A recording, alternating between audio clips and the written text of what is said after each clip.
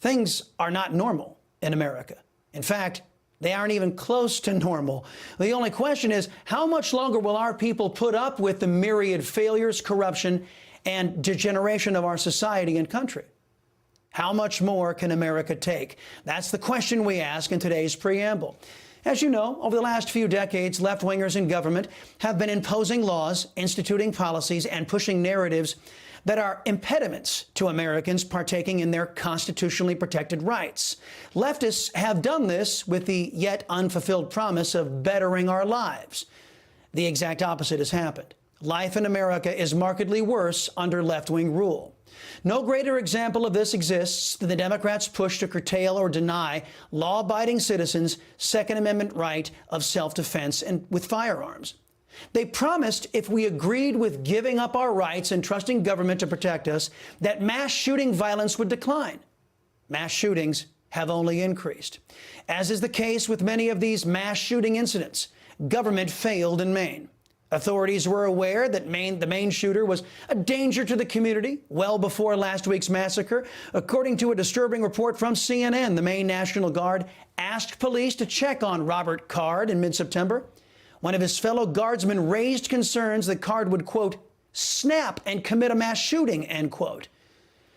County sheriff's personnel tried to contact Card on September 16th, but received no response.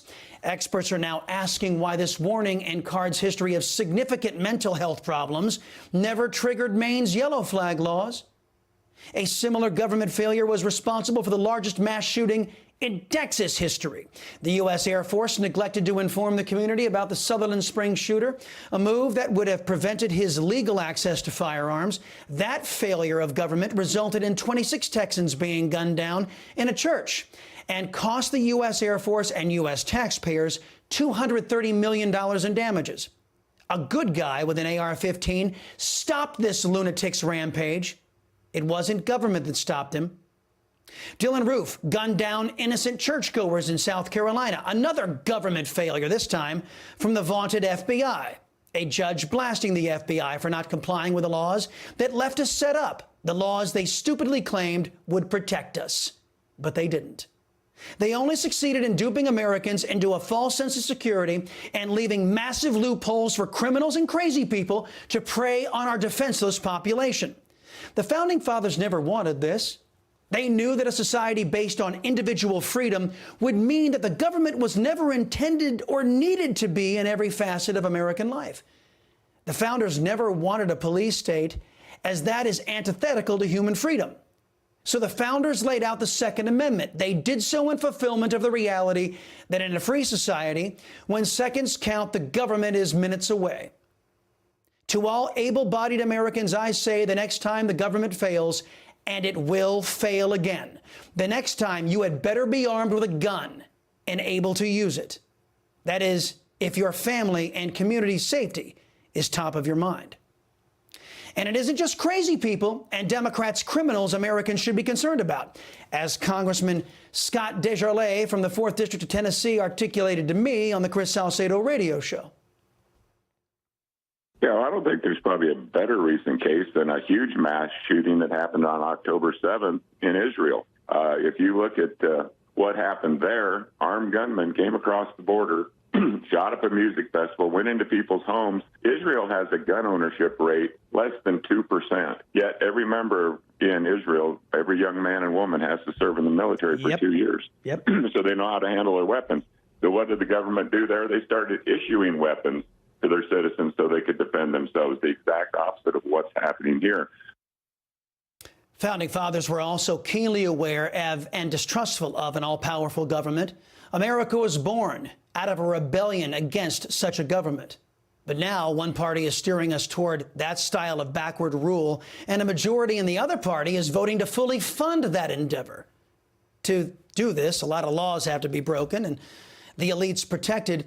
We see it in the massive illegal immigration pushed onto America by corrupt elements of our government. We see it in pro-criminal DAs bankrolled by anti-American leftist financiers. And we see it in the corruption and incompetence at the top, Joe Biden himself. The reports are flying at breakneck speed. So-called special counsel and Biden fanboy David Weiss is skipping briefings on Joe and Hunter Biden bribery schemes and allegations. Why would he need to attend?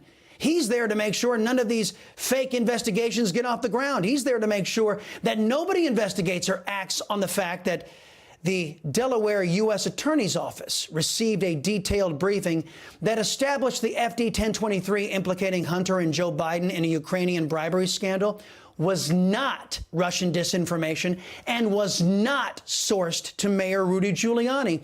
These revelations came courtesy of transcribed testimony from former Pittsburgh U.S. Attorney Scott Brady. Senator Chuck Grassley's office is outlining DOJ and FBI obstruction, along with revelations that Joe Biden and his family were being informed on by as many as 40 confidential human sources from all over this country. And now the National Archives confirms that, well, dragged kicking and screaming all the way, that 82,000 pages of emails are in its possession. These are emails that Joe Biden sent or received during his vice presidential tenure using 3 private fake name accounts. The sheer volume of the emails dwarfs the number of emails that landed Secretary Hillary Clinton in hot water a decade ago, which led to the corrupt FBI director James Comey to admit that Hillary, she likely broke the law, but none in the corrupt establishment would prosecute one of their own. Although there is evidence of potential violations of the statutes regarding the handling of classified information, our judgment is that no reasonable prosecutor would bring such a case. The level of corruption and lawlessness is breathtaking. The demonstrated harm to our people is inescapable. And further, the United States wanders from our constitutional republic and the blueprint outlined in the Constitution. The further our society degrades and the greater threat to our lives, fortunes, and sacred honors becomes. If your elected politicians have voted to fund or support this attempt to fundamentally transform our republic into a soft tyranny, I can assure you it's time to get new politicians, but you better hurry. The corruption I just outlined is working to make sure you have no defense from their treachery in the future. A scary thought on this Halloween.